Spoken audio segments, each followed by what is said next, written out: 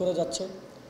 একই সাথে এই প্রতিষ্ঠানগুলোকে কার্যকর এবং জনসেবায় অগ্রগামী করার লক্ষ্যে সংস্কার কমিশন গঠন করা হয়েছে। সংস্কার কমিশন তাদের রিপোর্ট দিচ্ছেন এবং অন্তর্বর্তীকালীন সরকার স্থানীয় সরকার সংস্কার কমিশনের যেই প্রস্তাবনাগুলো আছে সেগুলো বাস্তবায়নে কাজ করবে। আপনারা জানেন এই সরকার দায়িত্ব নেওয়ার সাথে সাথে স্থানীয় সরকার প্রতিষ্ঠানগুলোর যারা পালিয়ে গিয়েছিল ফ্যাসিবাদের সেসব দোসরদেরকে সরিয়ে অতি দ্রুত সেখানে প্রশাসক নিয়োগ দিয়েছে।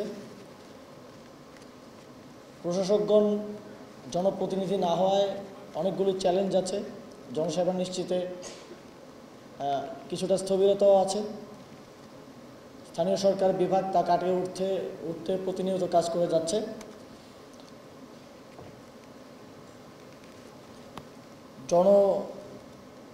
জনগণের সেবা নিশ্চিত করাই স্থানীয় সরকার বিভাগের অন্যতম প্রধান লক্ষ্য।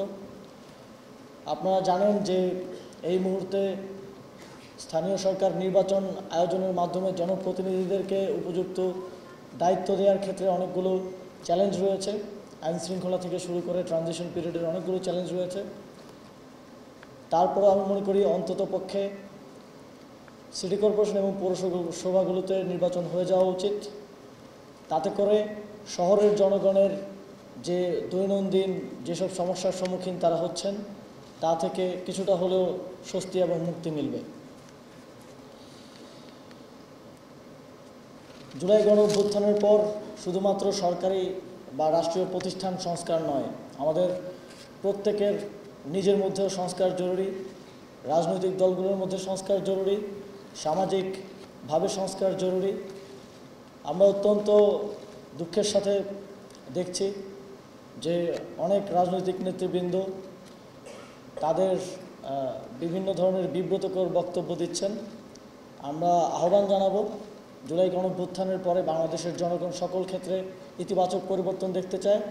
আপনারা আপনাদের বক্তব্যে আরও মার্জিত এবং ভদ্রচিত হওয়ার চেষ্টা করবেন।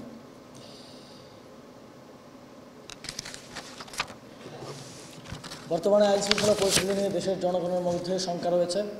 আপনারা জানেন জুলাই গণঅভ্যুত্থানে যেভাবে পুলিশকে জনগণের বিরুদ্ধে লেলিয়ে দেওয়া হয়েছিল, যেভাবে জনগণ এবং আইনশৃঙ্খলা বাহিনীগুলোকে মুখোমুখি দাঁড় করিয়ে দেওয়া হয়েছিল, সেই পরিস্থিতি থেকে এখনও আইনশৃঙ্খলা বাহিনীগুলো উত্তরণ ঘটাতে সক্ষম হয়নি। এটি একটি দীর্ঘমেয়াদী প্রক্রিয়া। তবে আইনশৃঙ্খলা বাহিনীকে জনগণের নিরাপত্তা নিশ্চিতে আরও সক্রিয়ভাবে কাজ করার আহ্বান জানাবো এবং স্থানীয় সরকার বিভাগের সকল পর্যায়ের প্রতিষ্ঠানগুলোকে আহ্বান জানাবো, আপনারা আইনশৃঙ্খলা বাহিনী এবং জনগণকে সাথে নিয়ে যে ধরনের আইনশৃঙ্খলা পরিস্থিতি তৈরি হয়েছে, জনগণের মধ্যে শঙ্কা তৈরি হয়েছে, তা দূরীভূত করতে যথাযথ পদক্ষেপ নেবেন। স্থানীয় সরকারকে শক্তিশালী করার আমাদের যেই সাংবিধানিক অঙ্গীকার, সেই অঙ্গীকার বাস্তবায়নের লক্ষ্যে স্থানীয় সরকার বিভাগ এবং মন্ত্রণালয় কাজ করে যাচ্ছে।